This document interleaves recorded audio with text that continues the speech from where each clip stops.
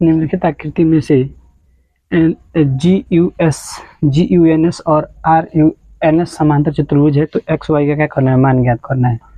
यहाँ लिखेंगे हल, क्या लिखेंगे, हल लिखेंगे आकृति GUNS से, ठीक है, मतलब इस चतुर्भुज से लिखेंगे GU बराबर NS, लिखाएगा सम्मुख मुख भुजा एवं भुजा बराबर एवं समांतर होती है। किसके आधार पर, समांतर चतुर्भुज के, यहाँ रहेगा आगे लिख लीजिएगा, समांतर चतुर्भुज के सम्मुख भुजाएं बराबर एवं समांतर होती है। इसलिए तो देखिए, तो हम लिखेंगे 3y माइनस 1 बराबर कितना, 26। अब हल करेंगे, एक को इधर लेकर जाएंगे तो 3y, तो 26 से कितना हो जाएगा, माइनस में इधर आएगा प्लस 27 हो जाएगा, 3 गुणा में इधर आएगा तो भाग में तो 29, 27, y बराबर आपका कितना आ जाएगा, 9। ठीक है, अब उस तरफ अब लिखेंगे हम यहाँ पे 3x बराबर 18, इस रेखा का बराबर ये रेखा है तो 18 लिखेंगे, तो गुणा में इधर आएगा तो क्या हो जाएगा बाबू, भाग में हो जाएगा, तो 18/3, 3 के पावर 3 छक 18, x बराबर 6, ये आपका आंसर आ गया। ठीक है, यहाँ तक अगर समझ में, आप देखिए बोर्ड थोड़ा छोटा है इसलिए अब दूसरा बना रहे हैं। ठीक है, देखिए अब लिखाया गया है आकृति RUNS से लिखाएगा समांतर चतुर्भुज के विकर्ण।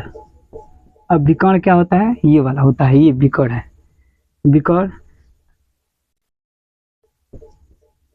एक दूसरे समांतर चतुर्भुज के विकर्ण एक दूसरे को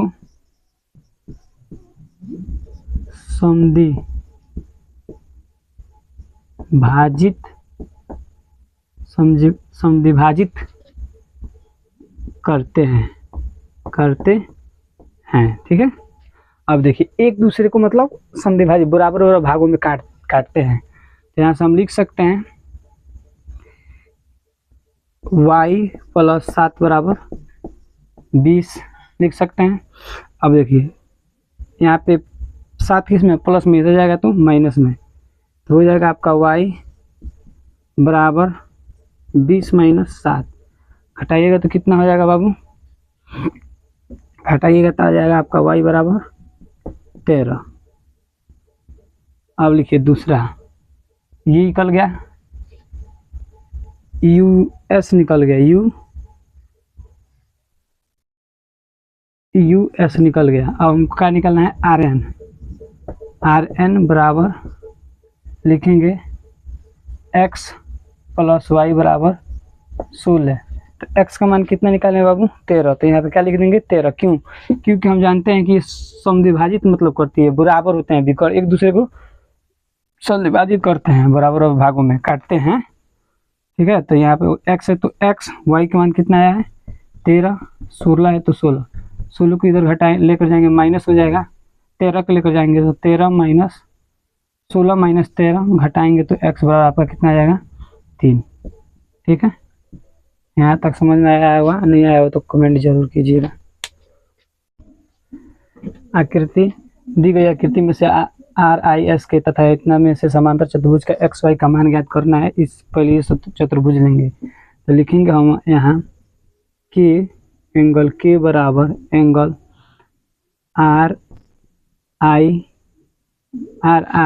RIS। ठीक है, फिर से लिखेंगे के बराबर एस,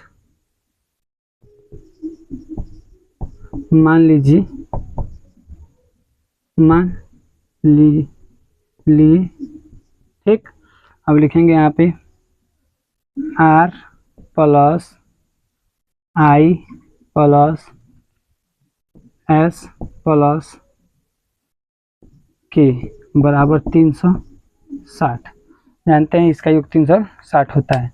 तो आर बराबर कुछ नहीं है तो यहाँ वाई मान लीजिए, तो एस बराबर भी क्या हो जाएगा, वाई हो जाएगा हमारा, यहाँ सॉरी यहाँ आर रहेगा, तो यहाँ वाई प्लस की, तो सम्मुख कोण के आधार पर आई बराबर कितना हो जाएगा हमारा 120। क्यों? क्योंकि समांतर चतुर्भुज के सम्मुख हो जाए क्या होती है, बराबर होती है। तो सम्मुख के सम्मुख क्या है, आई है, 120 प्लस फिर से वाई मान लेंगे, प्लस के बराबर कितना है 120 है, तो 120 रख देंगे। इसका कई नियम है बनाने का।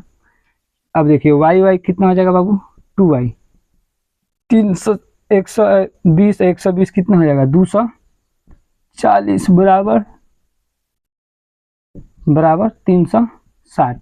अब 120 उधर जाएगा, सॉरी 220 उधर जाएगा, 240 उधर जाएगा, तो 360 माइनस 240 करो तो 2y हो जाएगा, 2y हो जाएगा।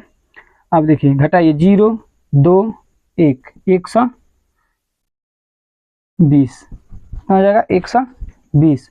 अब ये देखिए 2 इधर गुणा में इधर जाएगा तो क्या हो जाएगा भाग में, तो y बराबर आपका कितना आ जाएगा, y बराबर आपका आ जाएगा 6, मतलब 60 आ जाएगा। y बराबर कितना आ जाएगा 60 आ जाएगा, भाग तो देना आता ही होगा, ठीक।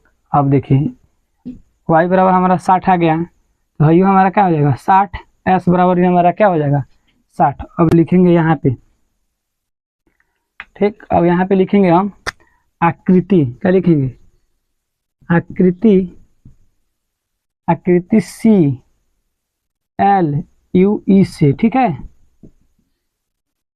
देखिए सी एल यू ई से, अब लिखेंगे ई बराबर एंगल सी एल यू, ठीक, बराबर 70। देखिए 70 या एल का मान बीच में रहता है वही कोण बनता है, तो ई बराबर भी हमारा 70 हो जाएगा। किसके आधार पर, किस आधार पर, तो सम्मुख कोण के आधार पर दिखाएगा। ई बराबर भी 70, सम्मुख सॉरी रुकिए, सम्मुख कोण बराबर होते हैं, लिख लीजिएगा। तो इतना बराबर इतना हो जाएगा। अब देखिए अब लिखेंगे त्रिभुज, इसमें त्रिभुज नहीं बन रहा है, यहाँ पे वो मान लीजिए, ठीक है। तो त्रिभुज लिखेंगे ई ओ एस। सर ओ क्यों बीच में रखे हैं, तो यहीं पे हमारा कोण बन रहा है, यहाँ नहीं, वो मान लीजिए यहाँ पे है, ठीक है। ओ त्रिभुज से तो हम जानते हैं समांतर त्रिभुज का योग कितना होता है 180। तो जोड़ेंगे E plus O plus S बराबर 180। तो इस यहाँ 60 निकाले हैं, तो यहाँ भी एस बराबर हम 60 बोले थे ना, एस बराबर 60 हो जाएगा। तो ई बराबर पहले 70 रखेंगे, प्लस ओ है तो ऐसे ही रखेंगे, एस बराबर 60 रख देंगे, 180 है तो 80 जोड़ेंगे, इसको 130 हो जाएगा, प्लस ओ है तो ओ, 180 है तो 180। अब देखिए प्लस में इधर जाएगा तो माइनस में हो जाएगा, तो 180 में से क्या कीजिए 30 को घटाइए, 130 को, तो ओ बराबर कितना हो जाएगा 538, मतलब ओ बराबर आपका आ जाएगा 50। ओ के जगह पे क्या रखना है, एक्स रखना है, तो ओ बराबर हम क्या मान लेंगे यहाँ पे एक्स बराबर क्या हो जाएगा 50, ओ मान लिए हैं एक्स को। बताइए कैसे यह आकृति एक समलंब है और इसकी कौन सी दो भुजाएं आपस में क्या है बराबर है। क्या लिखेंगे? हल। क्या लिखेंगे? हल। लिखेंगे आकृति। क्या लिखेंगे? आकृति की एल एम एन से, ठीक है। लिखेंगे angle L plus angle M बराबर 180। किसके आधार पे, क्यों लिखे हैं? तो आइए, समांतर चतुर्भुज थोड़ा लंबा हो जाएगा। समांतर चतुर्भुज के आसन कोण, आसन, सॉरी गड़बड़ा गया, आसन कोण का योग 180 होता है। समांतर चतुर्भुज के आसन कोण का योग क्या होता है? 180 होता है। तो L बराबर कितना दिया है? L बराबर दिया है 80 प्लस M बराबर कितना दिया है? 100, ठीक है। जोड़ेंगे तो 100, 180 आ जाएगा। क्या आ जाएगा? 180 आ जाएगा। आया समझ में? अब लिखेंगे अतः। क्या लिखेंगे?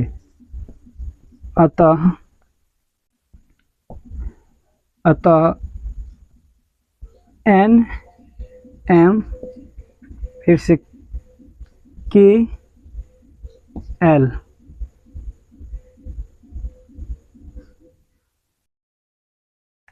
एन एम हो गया। अब लिखेंगे के एल क्या है? समलम है। समलम है जबकि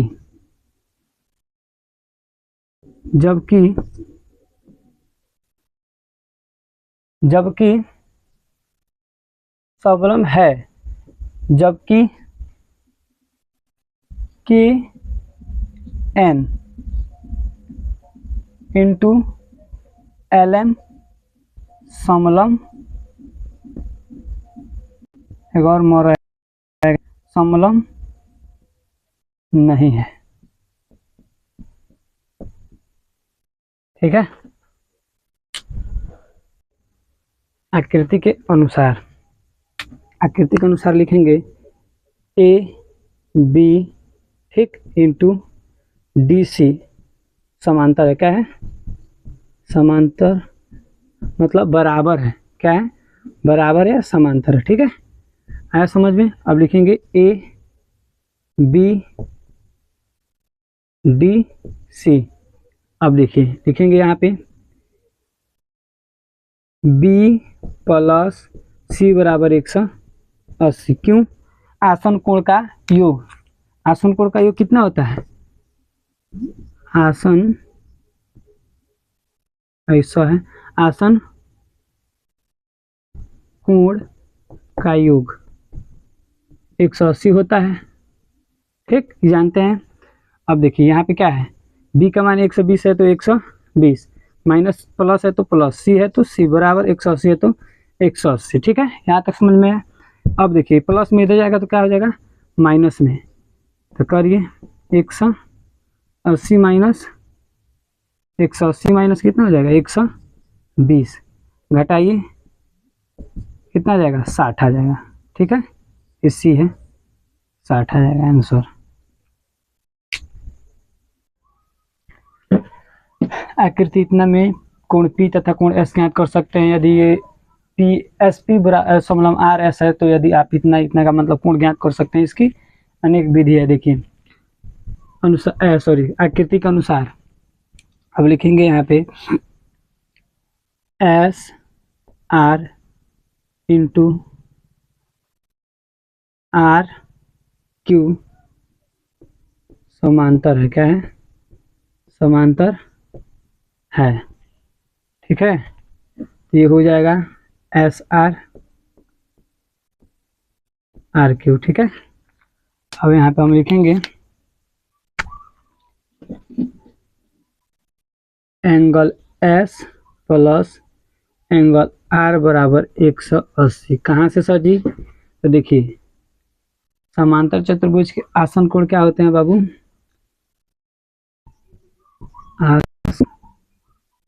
कोण का योग 180 होता है। तो अब देखिए एस कुछ नहीं है तो एस ऐसे ही रख देंगे। एंगल आर, आर पर देखिए 90 अंश का कोण बन रहा है।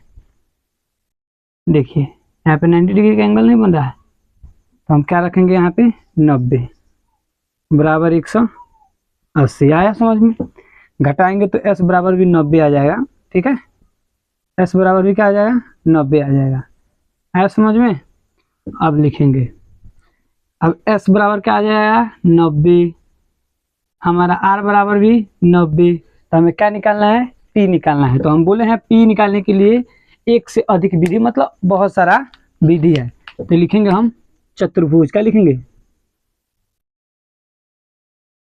लिखेंगे चतुर्भुज, क्या लिखेंगे? चतुर्भुज एस पी क्यू आर से। ठीक है, आर से। अब हम जानते हैं समांतर चतुर्भुज का पूरा योग 360 होता है, तो ये लिखेंगे angle S plus angle P plus angle Q plus angle R बराबर 360।